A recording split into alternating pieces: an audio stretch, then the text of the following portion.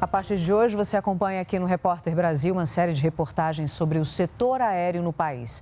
Vamos falar sobre a infraestrutura de aeroportos e como a abertura do mercado para empresas estrangeiras pode aumentar a concorrência entre as companhias. Você vai ver também qual é o custo para se voar no Brasil e o que falta para desenvolver a aviação regional. Na estreia da série, a gente mostra como o setor precisou se adequar ao aumento da demanda de passageiros.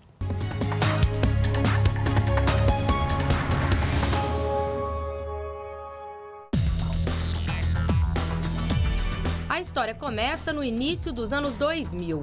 Com o aumento da renda média do brasileiro, mais pessoas começaram a viajar de avião. A opção natural em um país de tamanho continental, sem transporte ferroviário de passageiros bem desenvolvido e com rodovias sobrecarregadas e mal cuidadas. 2002 até 2015, no início da crise, mas nesse período a gente teve um crescimento da aviação de 3,5 vezes o que cresceu o PIB no período. Então, é claro que a gente teve um aumento do fator renda, mas a aviação ela cresceu bastante e isso trouxe um grande desafio. Houve uma grande pressão sobre as infraestruturas.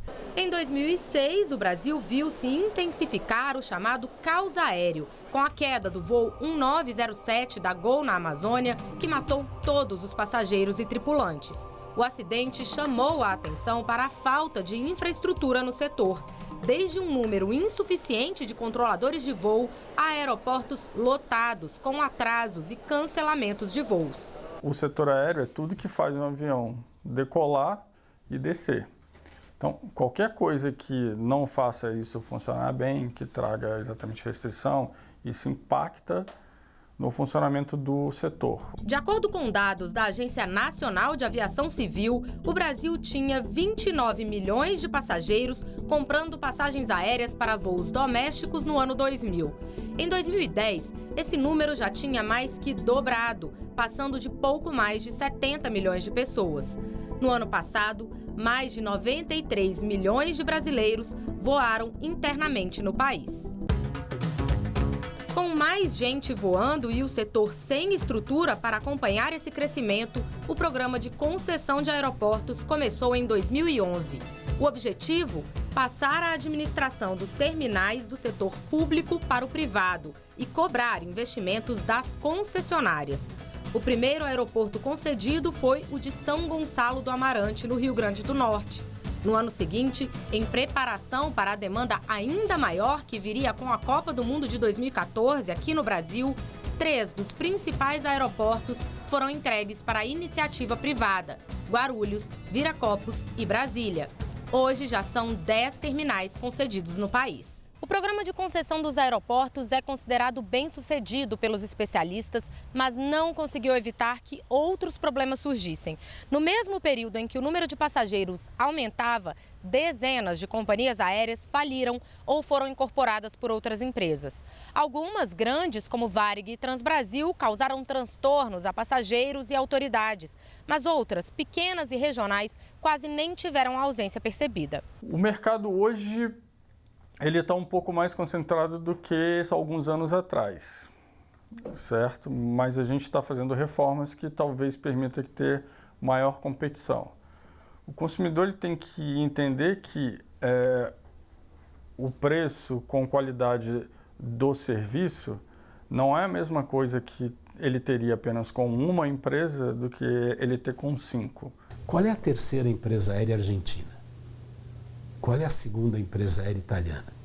Qual é a terceira empresa aérea alemã? Não tem. Então, o Brasil, é importante que as pessoas saibam, é um dos 8 mercados mais competitivos do mundo, em quase 200 países. Agora, é possível ampliar essa competição? Claro que é. Para aumentar a concorrência entre as empresas, o governo sancionou em junho deste ano a medida provisória que permite a participação de até 100% de capital estrangeiro em companhias aéreas brasileiras. A gente já teve, por exemplo, a entrada de novas empresas no Brasil, mas ainda no transporte internacional. Então, empresas chilenas, a Sky, a Flybond argentina, ela está para iniciar operações ainda esse ano. A gente espera que em breve ela anuncie o início das vendas. Então, algumas low cost, a Norwegian, né, que é uma empresa de baixo custo, low cost, que opera no mercado de longo curso, em rotas internacionais, também já iniciou operações para cá, trazendo preços bastante convidativos, né, preços menores para os passageiros. Então, a nossa expectativa é que com a desregulação, né, com o fim das restrições ao investimento estrangeiro, nós tenhamos aí bons anúncios para fazer no curto prazo com relação ao ingresso, né, a entrada de novas empresas no mercado brasileiro, que agora, em função da saída da Avianca, talvez seja um momento bastante oportuno. Amanhã, na segunda reportagem da série, a gente fala sobre a entrada das chamadas companhias aéreas low cost, de baixo custo aqui no Brasil, e como esse modelo de negócio pode reduzir o preço das passagens no país.